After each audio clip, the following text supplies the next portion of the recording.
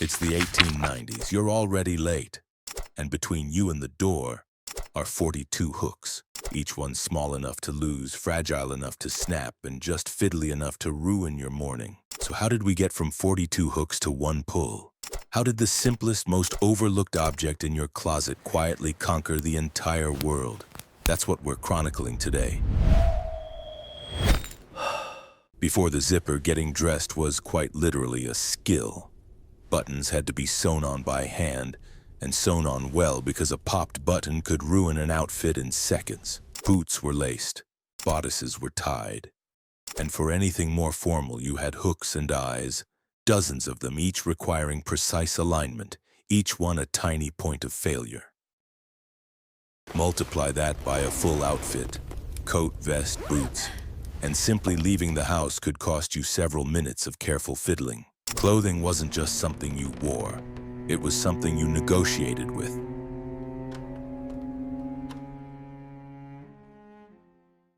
In 1851, an American inventor named Elias Howe patented something he called a continuous clothing closure.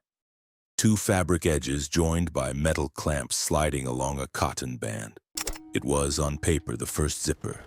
In practice, it was clunky, impractical, and Howe never even tried to sell it. It was an idea with nowhere to go.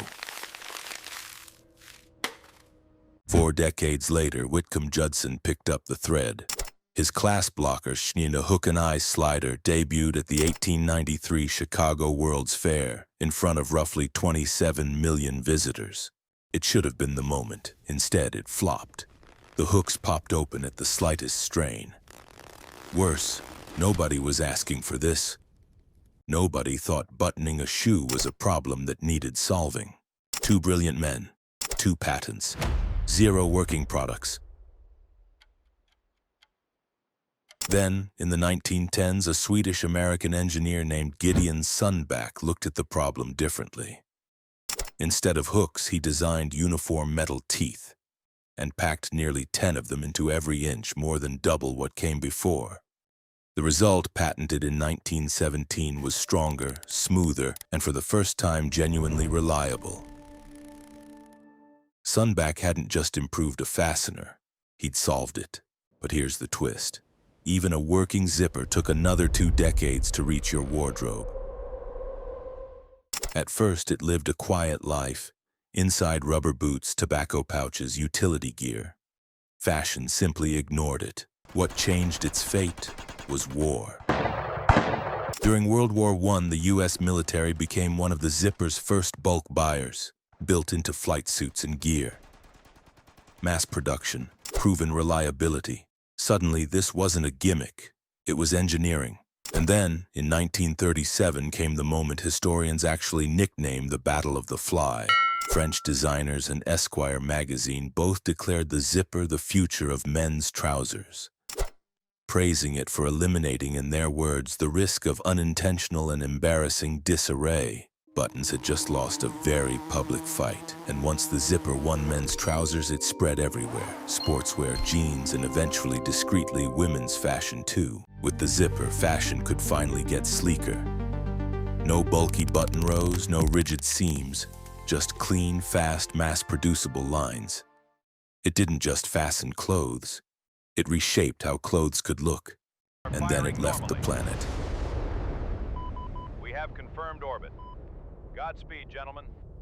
In the late 1950s, NASA engineered airtight zippers strong enough to hold pressure in spacesuits. The same mechanism that once struggled to hold a boot shut was now keeping astronauts alive in a vacuum.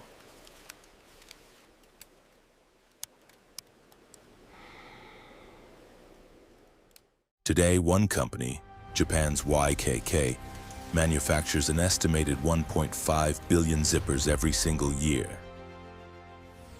That's more zippers made annually than there are people on Earth who will ever think about how one works. Think about that. Next time you pull one shut without a second thought,